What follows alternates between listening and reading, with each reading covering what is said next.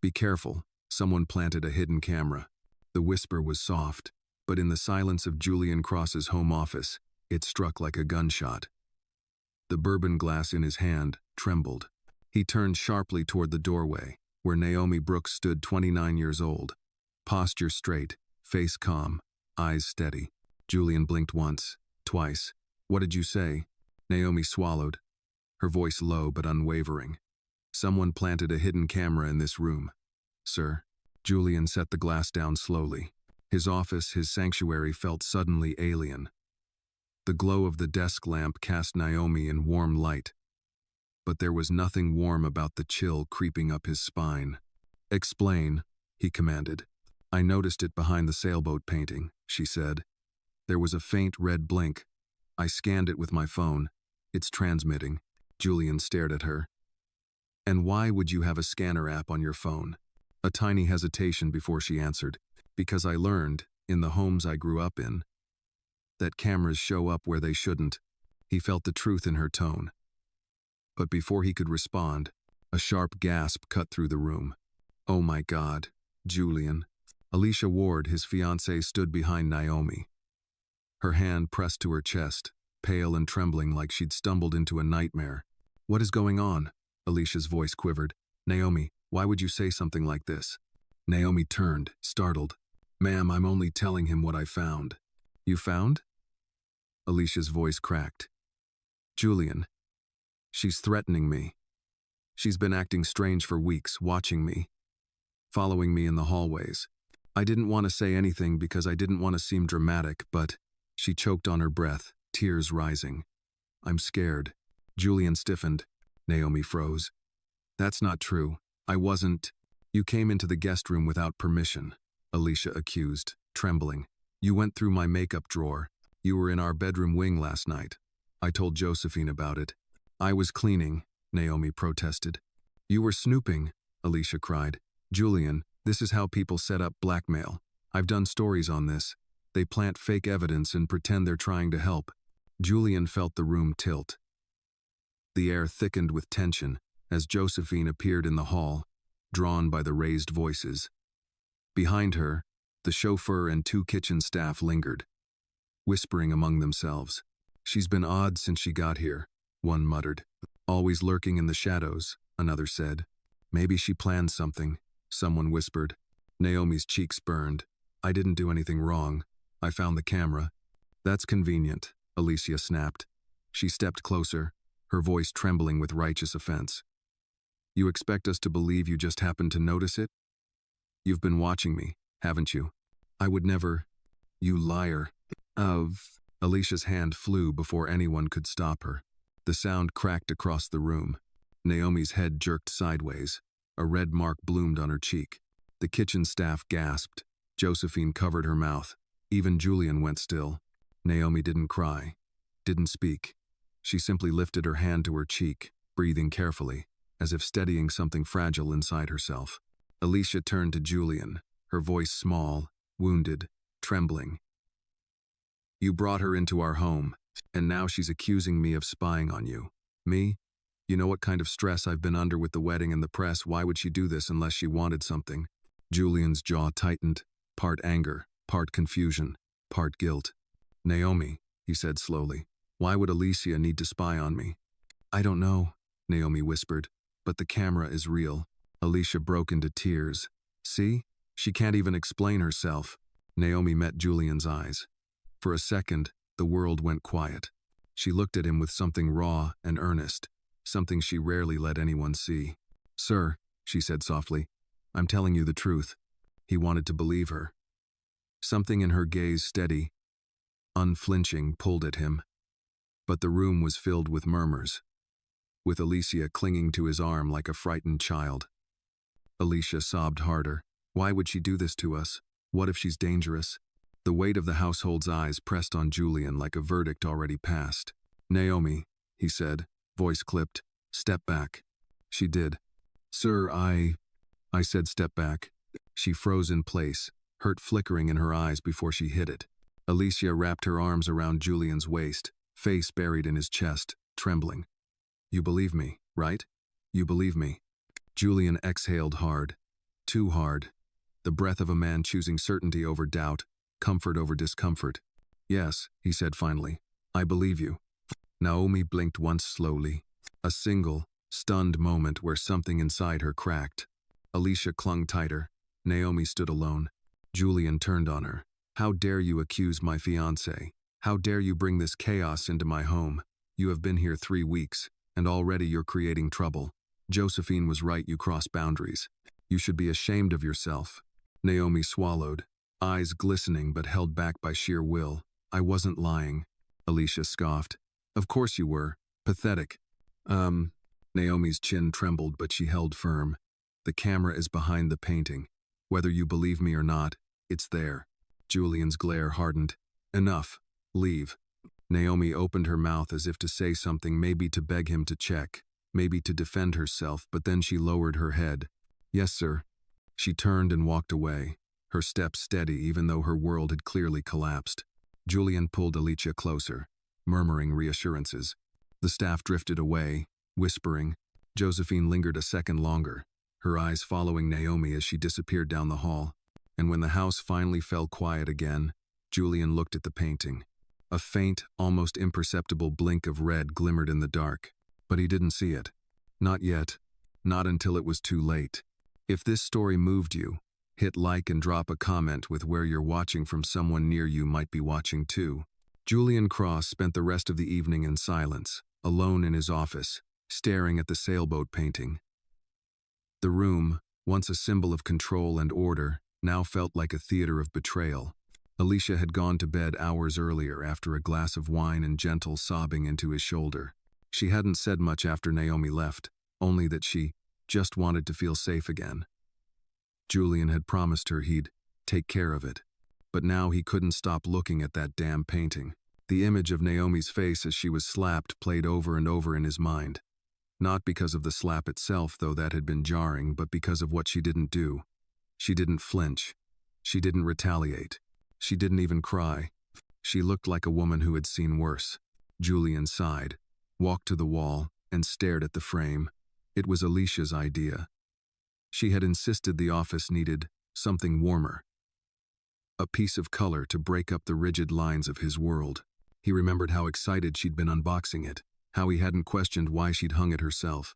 His hand reached for the edge of the frame. No. He stopped.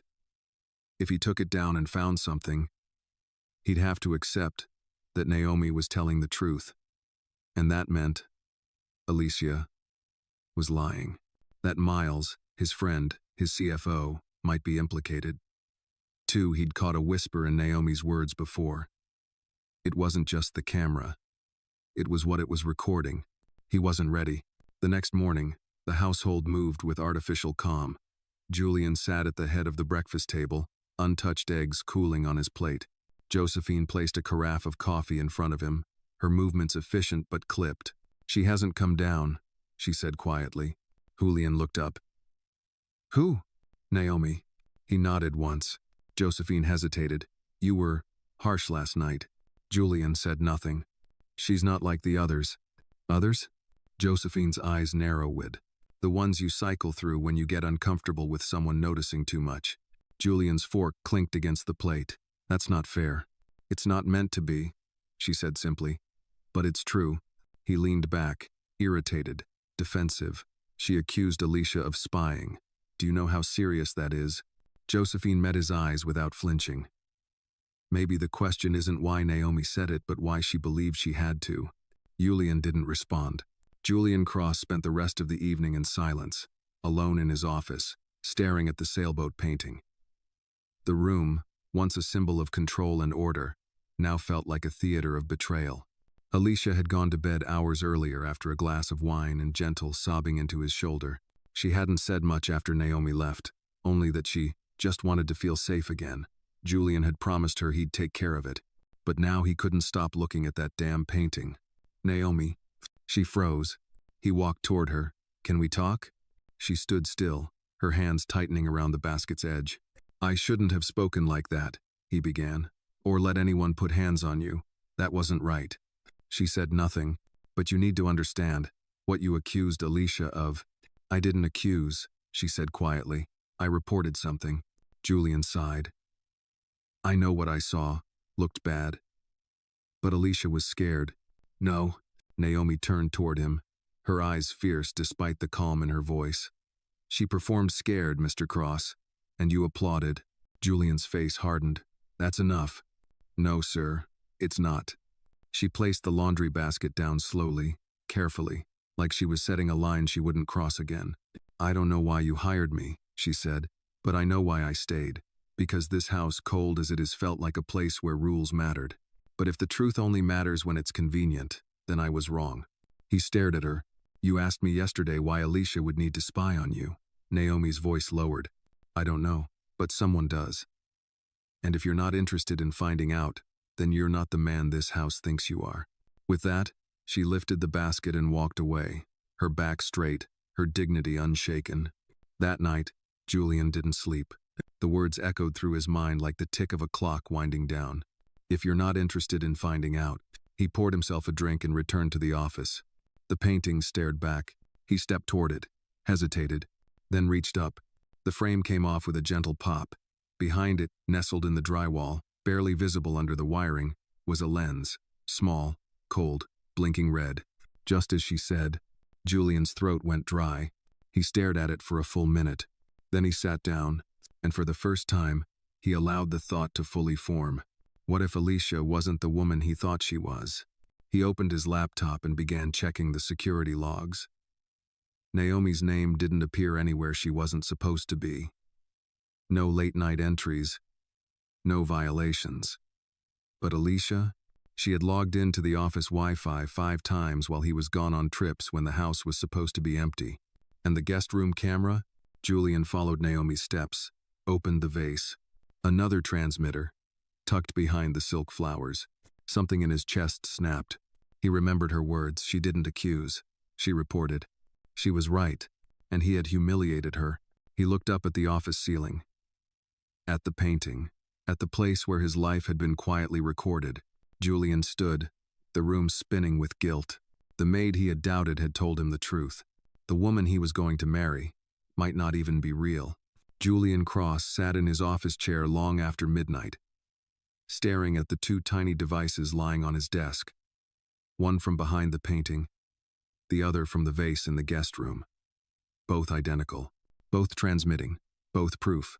He leaned back, ran a hand through his thick, graying hair, and exhaled through his nose. The silence in the room was suffocating, not peaceful, but tight, coiled, like something waiting to snap. His phone buzzed. A text from Alicia. Can't sleep. Are you okay? Want tea? He stared at the message. Seconds passed. Then he placed the phone face down and stood up. Julian didn't sleep that night. He spent the early morning hours combing through the house, the guest bathroom, the upstairs hallway mirror, the study lamp. 3 more devices, each hidden with surgical precision, each quietly collecting pieces of his life. He went to the security system interface, scanned for anomalies. Naomi had been right. There were unregistered data spikes during times Alicia was supposedly out, transmissions that didn't match with his company's surveillance systems. And then he saw it. One of the files buried under a different name had been exported via an external device, plugged in, used, and removed 2 nights ago. He clenched his jaw, and just like that, doubt, real, jagged doubt, sliced through what was left of his faith in Alicia. That morning, Alicia floated into the dining room wearing her silk robe and her signature soft smile. She kissed him lightly on the cheek, her lips warm but his skin cold. Did you get any sleep? She asked, pouring orange juice. A few hours, he said. You seemed tense last night. He said nothing. Alicia looked at him with wide, innocent eyes. Is it about Naomi? Julian set his cup down, the clink sharper than he intended. Let's not talk about her. She reached for his hand, soft fingers curling around his. I just don't feel comfortable with her in the house anymore. He looked at her. Why is that? Her expression faltered for a millisecond. Not enough for most people to notice, but Julian had built companies from the way people blinked. He saw it. She scares me, Alicia said softly.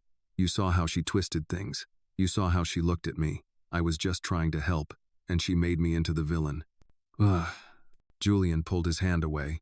She blinked, wounded. Why are you looking at me like that?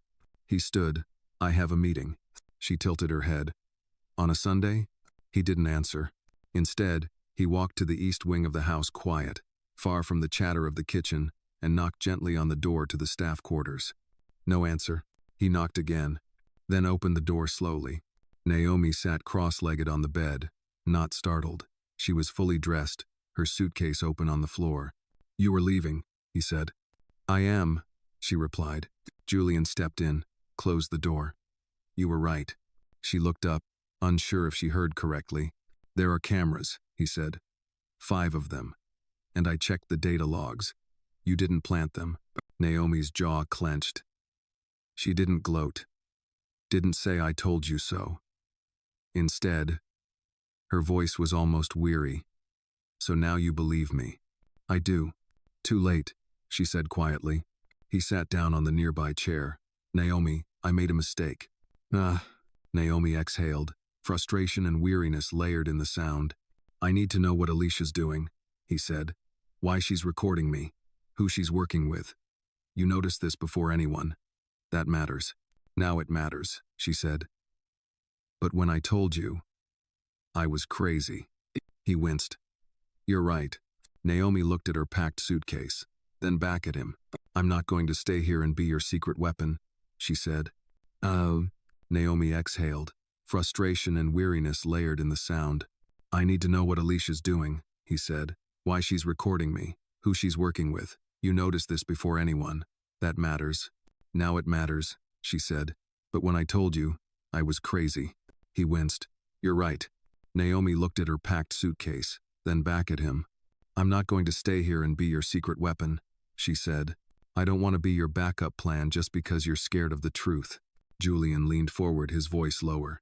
I don't want to be scared anymore. That's why I'm asking. There was something raw in his tone. Not vulnerability, Julian didn't show that, but fatigue. A man who had built an empire and now saw cracks forming in its walls. A man who'd been played and knew it. Naomi studied him. What exactly do you want from me? I want you to stay, he said, but not as a maid, as someone who knows what she's doing, as someone I trust. Naomi's eyes flickered. That's not a word you get to throw around anymore. He nodded, accepting the hit. Help me figure out what's going on, he said. Help me stop it, and then you can walk away and never look back. Naomi was quiet for a long time. Then she stood, walked over to her suitcase, and zipped it closed. I'll stay, she said. But not for you. For me. I need to see this through. Julian nodded once. Fair. Oh. She opened the door. And Mr. Cross? She said, turning briefly. Yes. I don't take orders anymore. If you want my help, you'll have to earn it. He gave a ghost of a smile. Understood. As she disappeared down the hallway, Julian exhaled deeply. Something had shifted. The lines were redrawn. Naomi was no longer a maid. She was now the only person he could trust. By Monday morning, the house moved with a new kind of silence, not the elegant hush of wealth, but the dense, quiet tension of a place where truths had begun to rot beneath the surface. Naomi stood alone in the pantry, her sleeves rolled up, hands scrubbing a porcelain bowl out of habit. Not because it was dirty, but because movement helped her think. The same hands that once folded bedsheets now tapped into satellite signals and scanned hidden frequencies. She had grown up surviving on observation, learning early how to read lies written between smiles and warnings hidden behind compliments. People always thought silence was the absence of sound, but Naomi had learned silence often had a shape, and right now, this house was speaking volumes. Julian entered the room quietly. He wasn't in a suit. That was new. Dressed in jeans and a navy sweater, he looked less like a billionaire and more like a man forced to step outside his comfort zone. May I? He asked, nodding toward the counter stool. Naomi didn't answer. She rinsed the bowl, dried it, and finally turned. What's the plan? She asked. Julian leaned forward. I want to start with Alicia's devices. Her laptop, her phone, the burner she probably keeps hidden. She's smart, but she's not subtle. Someone's helping her. Naomi raised an eyebrow. You want to do this yourself? I thought you could show me how, he said. Teach me what to look for. No. Naomi stared at him, amused. You're a cybersecurity CEO. You built systems used by the Pentagon. And you want me to teach you? He smiled faintly. I built the fort. But someone used my own gate against me. I'd rather work with someone who spotted it when I didn't. She studied him for a moment, then nodded. Fine. First, we need access to her devices, and I need to know her schedule, when she's alone, when she's not. I can handle that, Julian said. She has brunch with a network producer at noon. I can keep her out till 2. Perfect, Naomi replied. I'll work fast, but I need gloves and time. Julian stood. You'll have both.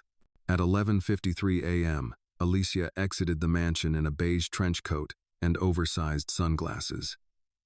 She blew a kiss to Julian before stepping into the black Range Rover waiting at the front. Julian watched her leave, the smile on his face rigid, rehearsed. Once the vehicle disappeared around the bend, he turned and walked briskly inside. Naomi was already moving. Wearing latex gloves and a hair tie snapping tightly against her wrist, she entered Alicia's private suite with careful precision. She scanned the room. Everything was pristine. Too pristine. Alicia's space felt like a showroom meant to be seen, not lived in. She moved to the nightstand first. Drawer 1 jewelry, perfume, 2 prescriptions under a different last name. Drawer 2 lipstick, receipts, a thumb drive labeled press pack. She pocketed the drive and moved on. Next up, the walk-in closet. Naomi tapped the mirror lightly, watching for distortions. Nothing. But in the third cabinet, behind a stack of designer bags, she found a slim black pouch, zipped shut. Inside, a disposable cell phone, turned off but warm. Naomi smiled to herself. Got you. She photographed the serial number and returned everything exactly as it was. Then, laptop. Alicia always left it charging in her office nook. Naomi booted it up, bypassed the lock screen in less than 2 minutes. Encrypted folders. Multiple aliases. A folder titled Press Photos. That, when decrypted, opened into a spreadsheet, marked with columns, dates, times, private meetings, and names. Julian's, Miles's, a few others. Her heart picked up speed. The spreadsheet showed timestamps, recordings, transfers. Some files were marked with 3-letter initials, likely foreign companies or intermediaries. But one name appeared again and again. M. Stroud. Naomi paused. Miles, she whispered. She copied the data to a clean drive, closed the laptop, and stepped out. By 6 p.m., Alicia returned, carrying shopping bags and laughter in her voice. You should have seen the look on his face, she told Julian in the foyer. Like I just pitched him the moon. I swear, sometimes men in media think they've invented charm. Julian smiled. Glad it went well. She beamed. We should celebrate tonight. He nodded. We will. Upstairs, Naomi was already analyzing the files in her room. She'd worked quickly but thoroughly. Now she sifted through exported videos and audio snippets. Most were mundane Julian on conference calls, or discussing board meetings. But one stood out. A video file dated 2 weeks prior. She played it. Julian stood in his office, speaking on the phone. She doesn't need to know about the Dubai deal yet, he said. I want to move the capital before she starts asking questions. Naomi sat back. The voice wasn't Julian's. The accent was off, slightly too smooth. AI? She scanned the waveform. It was a synthetic clone. Someone had built a voice profile and spliced together fake conversations using Julian's voice. Her chest tightened. They weren't just spying on him. They were preparing to replace him. She jumped up, grabbed the flash drive, and walked to the east wing. She didn't knock. Julian looked up from his desk. That was fast. Naomi's expression was hard. They're not just stealing from you. They're preparing to impersonate you. I found a synthetic audio file with your voice, talking about moving assets secretly. Julian's face drained of color. They're setting you up, she said. He stood. How long do I have? I don't know. But you need to secure your systems, lock down everything, and stop talking to Alicia unless you're being recorded. Julian nodded. What else? Naomi handed him the drive. Miles is involved. His name shows up everywhere. He's been helping Alicia. Julian's breath caught. Miles has been with me for 20 years. Naomi's eyes narrowed. Then he knows exactly where your blind spots are. Julian ran a hand over his mouth. I need to think. No, Naomi said. You need to act. She paused, then added softly, because the moment they decide you're no longer useful, you won't even know what hit you. Julian Cross drove through the winding roads of the Hamptons just past midnight, his Aston Martin cutting through the dark like a silent confession. The tires hummed against the pavement, a dull rhythm that echoed the thoughts tumbling in his mind. Next to him sat the flash drive Naomi had handed over hours earlier, proof of betrayal, evidence of conspiracy, and it all pointed to one name, Miles Stroud, Julian's most trusted friend, his CFO, the man who'd stood beside him during his first major acquisition, who sat beside him at his father's funeral, who held his shoulder the night he almost lost his company in the 2008 crash. Julian gripped the wheel tighter. Naomi was right, Miles knew everything. Bank access, voice signatures, travel logs, even how Julian responded under pressure. If there was a person capable of building a synthetic audio profile and laundering confidential intel into foreign servers, it was him. Julian didn't want to believe it, but the data didn't lie. He pulled up to a gated estate not his own. This was Miles's weekend property, an ocean-facing fortress, complete with manicured hedges and motion-sensitive lighting. Julian killed the engine, stepped out, and walked to the front door. He didn't ring the bell. He used the key Miles had given him years ago. Inside, the house was dark. But Julian didn't need light. He knew this place like his own. The hallway still smelled of cedar and old whiskey. The same jazz records sat by the fireplace. He found Miles in the study alone, reading. He looked up as Julian entered. Expression calm. Couldn't sleep either? Julian stared at him. You always said I was your human mirror, Miles said with a smile, setting down his glass. So what's going on? Julian didn't sit. Where were you Thursday night? Miles blinked. What? Thursday, between 9 p.m. and midnight. Miles leaned back in his leather armchair. At home. Why? Julian studied him. Can anyone confirm that? Miles chuckled, the sound smooth. My wife. My doorman. Why?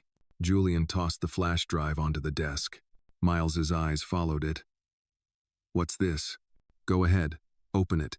A beat, then another. Miles didn't move. You want to tell me what this is about?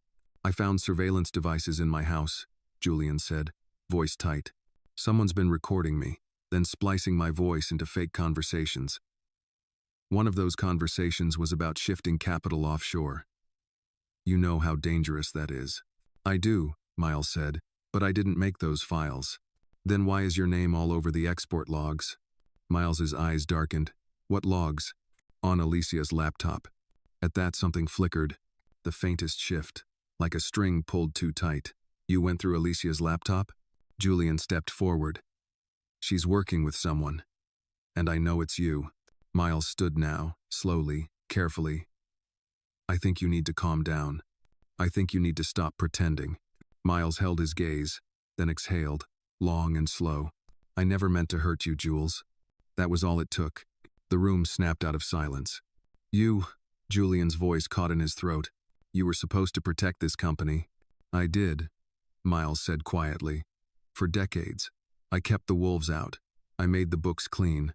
But when Alicia came in, she offered something else. Julian's hands curled into fists. She said she could protect you. In ways I couldn't anymore. She had connections, access, leverage. Julian's voice lowered, deadly. So you sold me out. No, I partnered with her. Same thing. Miles took a step closer. You're losing control, Julian. You've been distracted. That Dubai deal? It was reckless. The board is nervous. Investors are whispering. Alicia and I were trying to build a safety net for you. For the company. Julian shook his head slowly. Don't spin this like some kind of mercy mission. Miles' jaw tensed. Do you think they'll follow you forever? That the world still cares about Julian Cross? The tech golden boy? You're not 25 anymore. You're not invincible. You're a liability. Julian's voice dropped to a cold whisper. I made you rich. And I made you relevant? Miles snapped. Do you know how many times I cleaned up after your mistakes? Legal, financial, personal. I trusted you, Julian said. I saved you, Miles shouted. And now you think some maid gets to walk in, flash a USB drive and change everything? Julian froze. Naomi. That name, that word, sounded like acid in Miles's mouth. I don't want to be your backup plan just because you're scared of the truth. Julian leaned forward, his voice lower. I don't want to be scared anymore. That's why I'm asking. There was something raw in his tone. Not vulnerability, Julian didn't show that, but fatigue. A man who had built an empire and now saw cracks forming in its walls. A man who'd been played and knew it. Naomi studied him. What exactly do you want from me? I want you to stay, he said, but not as a maid. She reached for his hand, soft fingers curling around his. I just don't feel comfortable with her in the house anymore. He looked at her. Why is that? Her expression faltered for a millisecond. Not enough for most people to notice, but Julian had built companies from the way people blinked. He saw it. She scares me, Alicia said softly. You saw how she twisted things. You saw how she looked at me. I was just trying to help, and she made me into the villain. And in that moment, Julian understood Miles didn't just betray him for profit. He betrayed him because someone like Naomi threatened the system. Quiet, sharp, unapologetic. She didn't beg for access, she exposed it. Julian took a step back. I know what I need to know, he said. You're going to ruin everything, Miles warned. Julian stared. No, you ruined everything. I'm just finally paying attention. He turned and walked out without another word. Every syllable Alicia spoke was being recorded. Every plan, every admission, every carefully masked betrayal was now being archived, time-stamped, backed up, and protected in 3 secure folders on 2 different offline drives. She didn't flinch when Julian opened the door behind her. She's moving fast, Naomi said without turning around. Julian stepped inside, still wearing the same clothes from his confrontation with Miles. He looked exhausted but sharper. His expression had lost its uncertainty. He had seen enough. She mentioned the biometric systems, Naomi continued. I assume that means your voice, your retina access, your fingerprint? Julian nodded, grim. We use biometric verification for almost everything. She's been sleeping next to me for 3 years. Getting samples wouldn't be hard. Naomi clicked a button, pausing the live feed. And she's already cloned your voice. Lal. She's planning to trigger the Dubai wire transfer, then let federal investigators take me down, he said. Naomi turned in her chair to face him. They want to collapse your credibility. Discredit you, frame you, then step in to salvage the company through a third party. Probably a holding company already prepped and waiting. Julian exhaled, jaw tight, all while keeping the media on their side. Naomi narrowed her eyes. We can't just collect data anymore. It's time to flip the script. 1. Julian raised an eyebrow. What do you suggest? We bait them. Into what? Into showing their full hand, Naomi said. We make them think you're spiraling, that you're preparing to flee or liquidate. Let them panic. Let them accelerate their plan.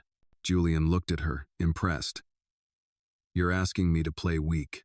I'm asking you to act weak, she corrected, but only long enough to expose them fully. He sat down beside her. How do we do it? Naomi tapped the desk. First, you schedule a fake board meeting. Let Alicia think you're calling it to announce your resignation. Make her nervous. Let her move. Julian nodded slowly. That will work. If she believes I'm cracking, she'll push to activate whatever failsafe she's got in place. Naomi stood, and I'll track every move she makes. By the following afternoon, the first bait had been dropped. Julian walked into the kitchen where Alicia and the household staff had gathered. He looked disheveled, tie loosened, voice flat. I've scheduled a private board meeting Friday morning, he announced. No press. Just the core stakeholders. Alicia's eyes widened slightly. She masked it with a smile. Everything okay? He avoided eye contact. Just a few decisions I need to make, privately.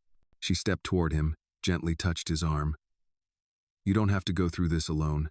Julian offered a thin smile. "I know." Then he turned and left the room. Naomi, watching from the hallway, caught Alicia's expression shift once Julian was gone. That warmth in her face vanished like smoke. She picked up her phone almost immediately and slipped into the study. Naomi followed, quiet, careful, stopping just outside the cracked door. "He's breaking down," Alicia whispered into the phone. "He's not sleeping. He looks like hell.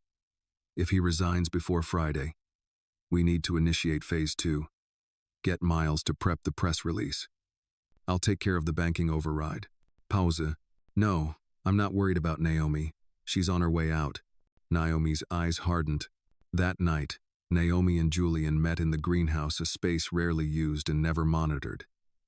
The scent of lemon balm and damp soil wrapped around them. "She's moving," Naomi confirmed. "They're prepping a full transfer protocol. Digital, legal, public." Julian rubbed his face. "What's phase 2? She didn't say, but it's triggered by your resignation, which means we hold that card." He nodded. "I want to confront her." Naomi shook her head. "Not yet. Let her think she's won. The more confident she gets, the more careless she'll be." Julian paced between rows of ferns. "Do we know what Miles is doing?" "Not yet," Naomi replied. "But I've cloned Alicia's burner. I'll monitor her messages for the next 48 hours. Julian turned to her. "You've done more in 3 days than half my team has done in 3 years. Naomi crossed her arms. "It's easier to spot rot when you've lived in crumbling houses your whole life." Julian looked at her with something bordering respect, but deeper. There was admiration there. Gratitude. Maybe even regret. "I wish I had listened sooner," he said. Naomi didn't smile. "You still might be too late." On Wednesday morning, Naomi intercepted a message from Alicia's burner. "Friday, 7 a.m. Trigger audio package. Deploy clone if board access is confirmed. Miles will handle investor relations." She rushed to Julian's office, where he was already prepping files. "They're planning to use the voice clone Friday morning," she told him, "right before the board meets." Julian looked up. "How do we stop it?" Naomi's eyes gleamed. "We don't stop it. We let them press play. And we make sure the board hears both versions, theirs and the truth." Julian understood immediately. "You want to record them trying to impersonate me?" Naomi nodded. She had grown up surviving on observation, learning early how to read lies written between smiles and warnings hidden behind compliments. People always thought silence was the absence of sound, but Naomi had learned silence often had a shape, and right now, this house was speaking volumes. Julian entered the room quietly. He wasn't in a suit. That was new. Dressed in jeans and a navy sweater, he looked less like a billionaire and more like a man forced to step outside his comfort zone. She wrapped a shawl around her shoulders and stepped barefoot into the hallway. The hardwood creaked beneath her feet like it, too, was holding its breath. Her thoughts raced. In less than 24 hours, Alicia and Miles would attempt to destroy Julian with a fabricated recording, and unless every piece of Naomi's plan fell precisely into place, they might succeed. She walked to the office, now rigged with a secure, offline laptop. If there was a person capable of building a synthetic audio profile and laundering confidential intel into foreign servers, it was him. Julian didn't want to believe it, but the data didn't lie. He pulled up to a gated estate not his own. This was Miles' weekend property, an ocean-facing fortress, complete with manicured hedges and motion-sensitive lighting. Julian killed the engine, stepped out, and walked to the front door. He didn't ring the bell. No. She looped both files into a presentation and encrypted the folder. One shot, one moment. Downstairs, Julian sat at the dining table, hunched over a plate of toast he had no interest in eating. Naomi entered quietly and sat across from him. "She'll try to stop you," Naomi said without preamble. Julian looked up, eyes shadowed. "You think she knows?" "She suspects. She's too calm." He nodded. "Miles called last night. Wanted to meet. Said we should talk like men before tomorrow." Don't go," Naomi varned. "I already agreed." Naomi's voice lowered. "Then don't go alone." That afternoon, They met in Central Park Public, open and carefully staged. Julian wore a mic under his collar. Miles was already waiting, dressed in his usual tailored gray and a black scarf looped twice around his neck. He smiled when he saw Julian approaching, arms open as if they were two old friends catching up over politics and cigars. "Jules," he said warmly. "Didn't think you'd show." "No, I'm here." Miles gestured toward a bench. "Let's talk." Julian sat, careful, quiet. Miles launched into a long, casual speech about loyalty and pressure and legacy. He used every word like a weapon wrapped in silk. "You're exhausted," he said. "I get it. We both know you've been slipping." Julian didn't reply. "So here's what I'm offering. Let Alicia take the heat. She steps in, smooths things over. You step back. Take a break. Go to Italy, hell. Go to Mars if you want. And when it blows over, we can talk about the company again." Julian turned to him. "You're offering me exile." Miles smiled. "I'm offering you survival. You think I don't know about the voice clone?" That stopped Miles only for a second. "Julian, I found the devices. I saw the files. I know." Miles's smile dropped. "Then you know why we did it?" "No," Julian said coldly. "I only know that you did." Miles leaned in. "You don't want this war. Think about what we know about each other. You expose us, we expose you." Julian stood. "You've already tried." Then, without another word, he walked away. Back at the mansion, Naomi was waiting in the east wing, where the sun set through arched windows and painted the hardwood floors golden. She looked up as Julian entered. "How'd it go?" Julian dropped a USB on the table. "He offered me a vacation in exchange for my silence." Naomi snorted. "That's generous of him." Julian rubbed his temples. "They're going all in tomorrow, and they think I'm scared enough to walk away." Naomi stepped closer. "Let them think it. Let them show up smug. Let them press play." Julian glanced at her. "You still sure this will work?" Naomi's voice was firm. "I'm sure they've never met a maid who could outsmart a billionaire in a boardroom full of cowards." That night, Alicia returned home late. Naomi passed her in the foyer, offered no smile. Alicia returned the favor. "Still here?" Alicia asked. "Not for long," Naomi replied. Alicia tilted her head. "You're brave, or stupid." Naomi leaned in slightly, her voice like a whisper edged in glass. "And you're sloppy. For someone who records everything, you really should have listened to the wrong conversations." A flicker of confusion passed across Alicia's eyes, but she covered it with a smirk. "Sweet dreams," she said. "Let's hope," Naomi replied. In his private study, Julian sat alone that night, watching a video Naomi had pulled from the last set of surveillance files. In it, Alicia stood by the pool, speaking to someone on her phone. "If this doesn't work," she said, "we trigger the full leak. Drag him down with scandal. No one will care if it's true, they'll care that it's juicy."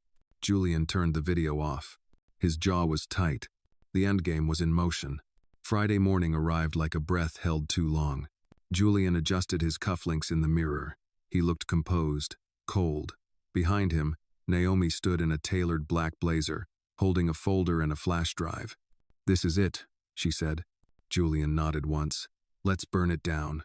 At 7:58 a.m., the 11th floor of Crosstech headquarters buzzed with the kind of tension usually reserved for hostile takeovers and company implosions. The boardroom, a sleek glass and oak chamber overlooking the East River, had been prepped with fresh coffee, water pitchers, and silence. 10 members of the board were already seated, their conversations hushed and cautious. Julian Cross entered exactly at 8. He didn't speak right away. He walked to the head of the long table, his footsteps steady, his presence commanding despite the subtle wear in his eyes. Behind him, Naomi followed without a word, placing a black folder in front of each board member with quiet precision. Some board members exchanged glances. Most of them didn't know Naomi well, just another staff member, perhaps a glorified assistant. Today, they'd learn differently. Julian cleared his throat. "Before we begin, I need to share something of urgent importance, and I ask that you remain silent until I've finished." There was a murmur of agreement. Only one voice cut through with false warmth. "Julian," Alicia cooed. her smile sharp. She sat 3 seats down, dressed in a crisp white blazer, her hair perfectly styled, posture relaxed. Why the formality? You called this meeting for a simple discussion, didn't you? Julian looked at her for a long moment. You'll find out soon enough.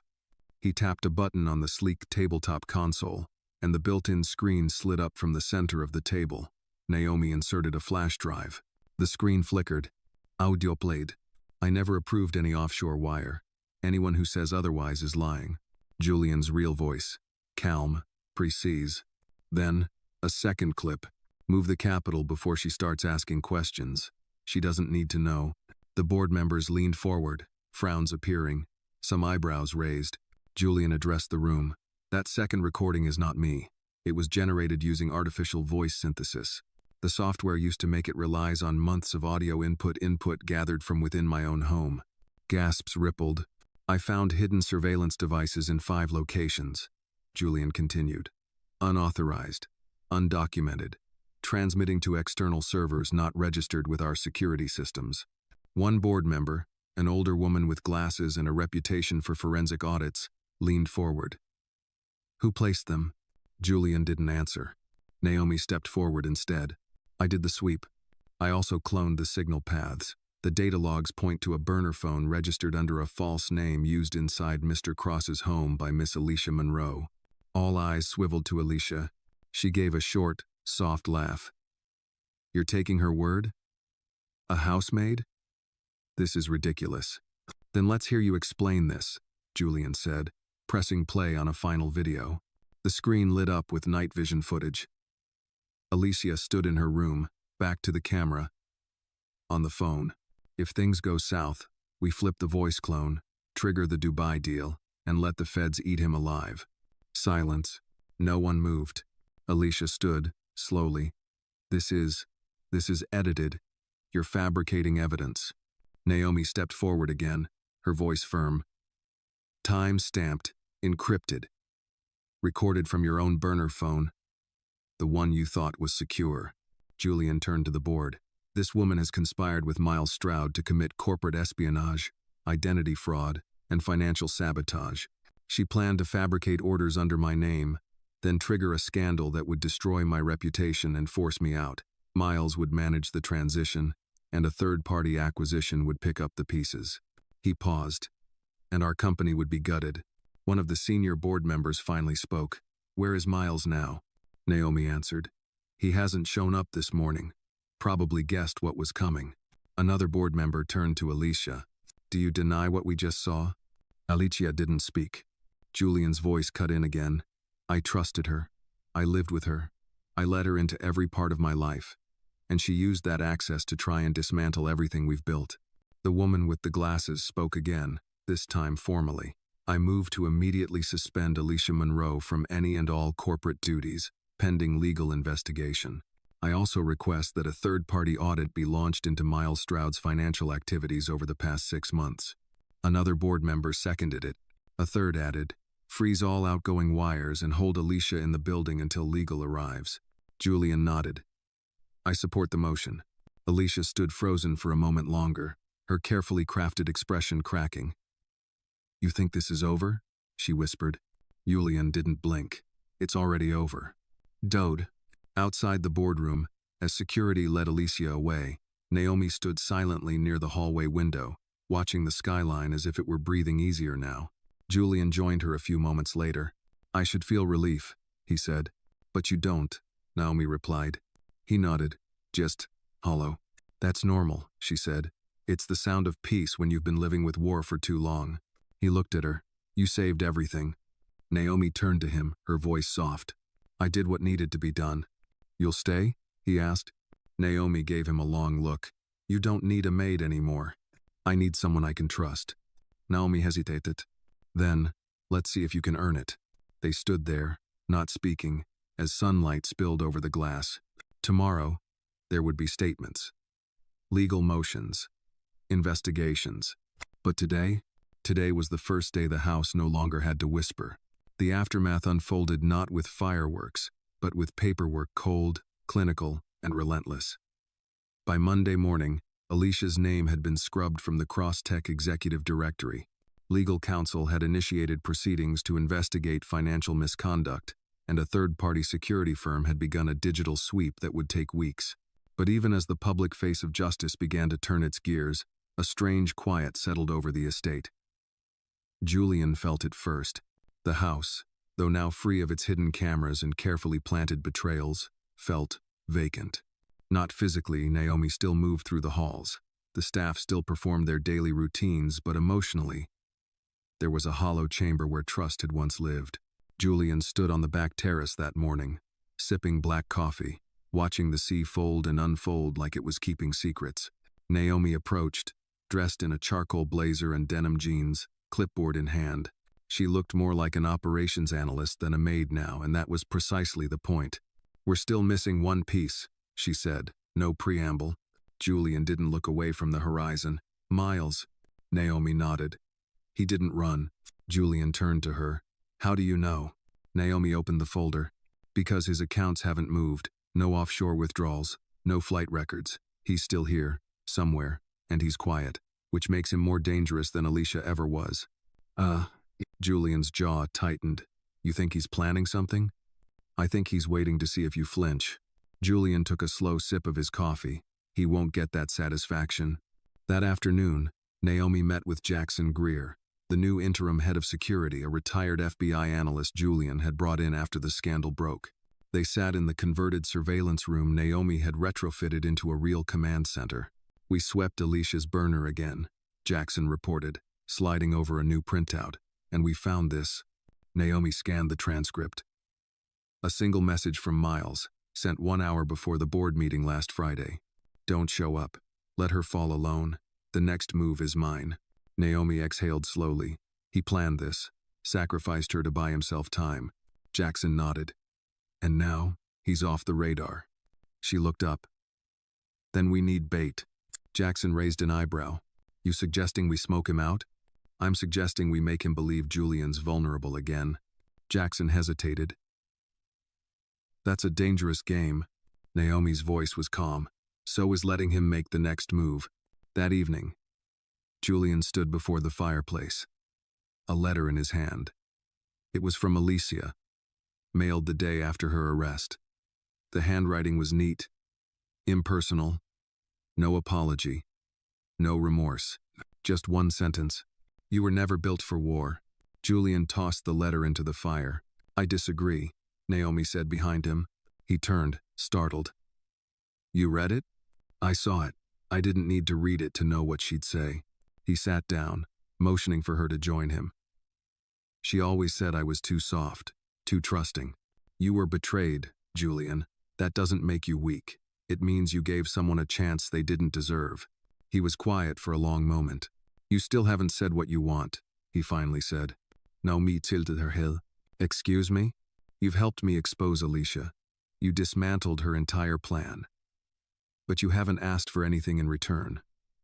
No position, no money, no favor." Naomi smiled faintly. "You still don't get it, do you?" "Get what?" "I didn't do it for you." Julian frowned slightly. "Then why?" "I did it because I know what it feels like to be invisible. To have someone walk into your home, use your name, your life, like a costume. I wasn't going to let them do that to you. Not again." His expression softened. "So what now?" Naomi stood, walking toward the window. Outside, the estate lights flickered on one by one, like a heartbeat returning. "Now, we prepare for Miles." Across town, in a discreet brownstone tucked behind the bustle of Midtown, Miles Stroud stood before a wall of monitors. His eyes were bloodshot from lack of sleep, his movements slow but focused. He rewound the security footage again, Julian at the board meeting, Naomi at his side, the flash drive, the betrayal exposed. He smiled. "They're getting cocky," he muttered. A knock on the door. He opened it. A man stepped inside, mid-40s, dark suit, no name. "You still want the synthetic ID packages?" the man asked. Miles nodded. "And the asset triggers?" "All of it," Miles said. The man paused. "You know this will burn everything. There's no coming back from this." "Nah." Miles looked past him at the glowing screen. On it, Julian smiled, oblivious. That's the point.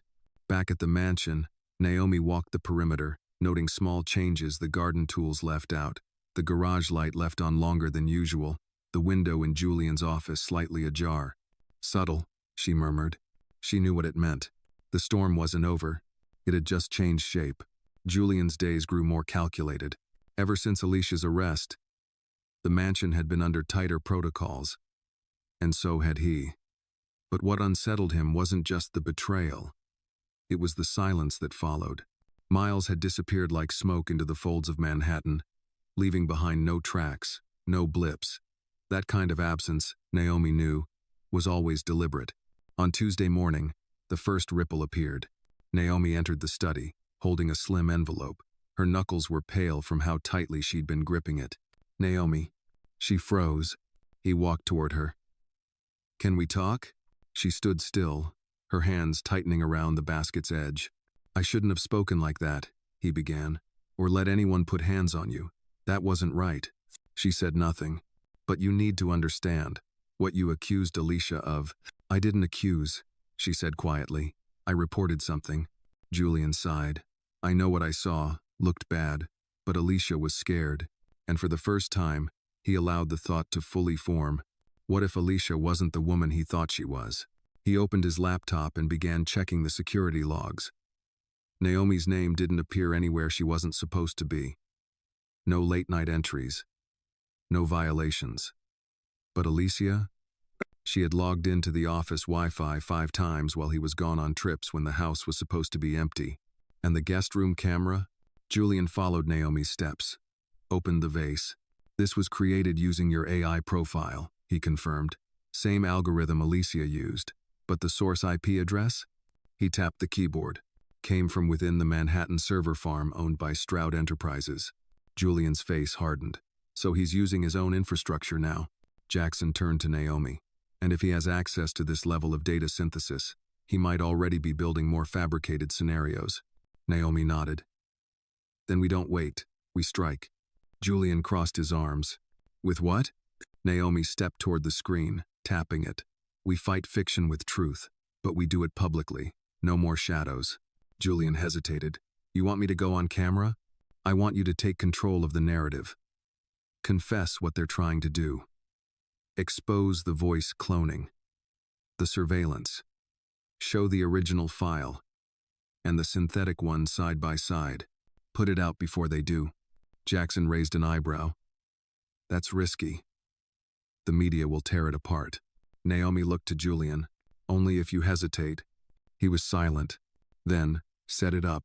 By that evening, Naomi and Julian were seated in the home studio, an old library converted into a recording room with neutral backdrops and soft lighting. No PR agents, no teleprompters, just Julian, facing the camera. Naomi hit record. Julian leaned forward. My name is Julian Cross, he began. I built Crosstech from nothing. I've served my clients, my investors, and my country with integrity for over 2 decades. May. He paused, voice calm. But I've been betrayed. He told the story. The surveillance, the synthetic voice files, Alicia, Miles. He laid it out like a roadmap of truth through a field of lies. I've made mistakes. I've trusted the wrong people. But I'm not running. I'm not hiding. And I will not be erased by technology I didn't create and lies I didn't tell. He ended with a simple line. This is not just about me. It's about every one of us who's ever been silenced with a lie. Nah. Naomi ended the recording. Within an hour, it was uploaded. Within 6, it was trending. By morning, Julian's name was on every major news outlet. Not as a scandal, but as a warning. Across town, in his hideaway, Miles watched it unfold on his monitors. He moved faster than I expected, he muttered. The man beside him, same anonymous figure from before, looked impressed. He flipped the narrative. Took your play and beat you with it. Miles smiled, thin and sharp. Good. That means we're close. To what? To the fall. He stood and walked toward a small steel case. Unlocked it. Inside, several passports, each under different names. A black key card. And a second drive. Activate the final protocol, he said. What's on it? The man asked. Miles didn't answer. Back at the mansion, Julian's study became the new war room. Naomi stood over a digital map of server pathways. "We've flushed him out," she said. "Now he's either going to go into hiding or go nuclear." Julian nodded. "So what's the move?" "We bait him again. But this time, you vanish." He turned. "Vanish?" Naomi's eyes didn't waver. "You disappear from the public eye. Make it seem like you're running. Meanwhile, we track the trap he lays in your absence." Julian paced. "And if I disappear, won't that confirm guilt to the press?" Naomi shook her head. "Not if we control the leak. Make it look like someone forced you into hiding. Suggest you were threatened." Julian's voice dropped. "That's dangerously close to crying wolf." Naomi's tone softened. "This isn't crying wolf. This is pulling the wolf out of the shadows." He stared at her, then finally nodded. "Do it." Hours later, Naomi stood alone outside in the garden, staring into the night. For the first time, she felt something she hadn't allowed herself to feel in weeks' fatigue. But there was no room for it. Not yet. She touched the small necklace beneath her collar. It wasn't fancy, just a modest chain with a silver coin her grandmother had given her when she left Birmingham. "For protection," her grandmother had said. "For when the truth's too heavy to carry alone." Naomi whispered under her breath, "Just a little longer." Because she knew something Julian didn't yet. The final file Miles had prepared wasn't just a synthetic voice recording. It was something far more personal. "Ma'am, I'm only telling him what I found." "You found?" Alicia's voice cracked. "Julian, she's threatening me. She's been acting strange for weeks, watching me, following me in the hallways. I didn't want to say anything because I didn't want to seem dramatic, but..." She choked on her breath, tears rising. "I'm scared." Julian stiffened. Naomi froze. "That's not true." "I wasn't." "You came into the guest room without permission," Alicia accused, trembling. "You went through my makeup drawer." Because somewhere in that storm of rumor, Miles Stroud resurfaced. Naomi knew it the moment she received the ping. Encrypted data packet. No sender. Subject line, "You left a trail."